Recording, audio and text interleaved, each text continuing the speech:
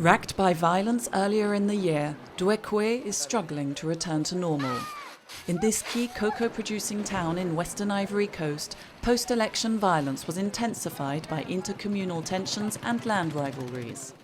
Since January, thousands of people have sought refuge in displaced persons camps. A town within a town, the Catholic mission provided shelter for as many as 32,000 people. But now they must leave. The Ivorian government has ordered the camps to close. Nous avions été bâchonnés, frappés, même tués. Voilà pourquoi nous avions pu parvenir. We were hit and beaten. Some people were even killed. That is why we fled here to the mission. Now we're being asked to return home, despite the fact that we no longer have homes. Everything has been destroyed. But we'll return all the same, as that's what people want us to do.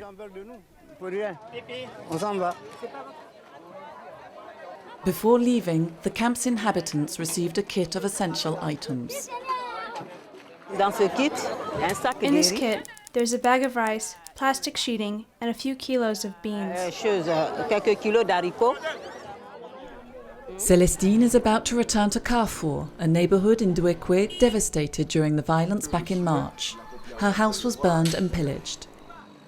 Although the situation seems to have settled, the new Camp Naibli has been set up on the outskirts of the town for those still fearing for their safety.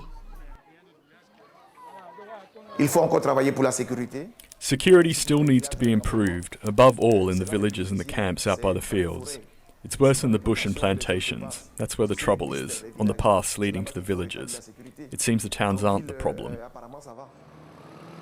Legislative elections are scheduled for December 11th. Security and intercommunal tensions in the west of the country are campaign issues. It's true that the politicians are already campaigning. They're out there visiting, but they can't engage the people. People have been traumatised. There were presidential elections in Ivory Coast and we've seen what happened.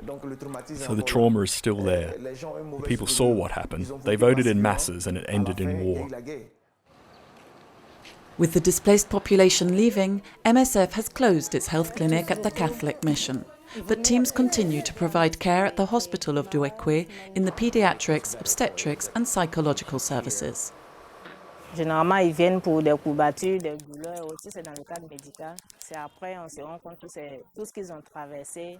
Ils revivent les scènes des morts, de la violence qu'ils ont vécue.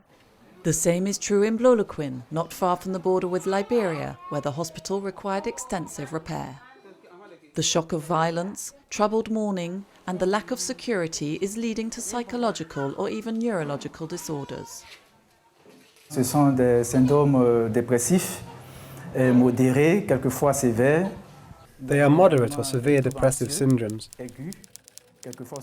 We also see signs of acute anxiety, which is sometimes chronic because certain patients are still trying to cope with the 2002 crisis.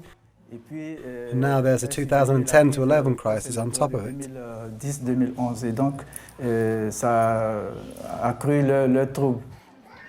Despite the semblance of peace in western Ivory Coast, the wounds of the past are still raw. The time has come for reconstruction, and MSF continues to provide care to populations made vulnerable by the post-electoral conflict.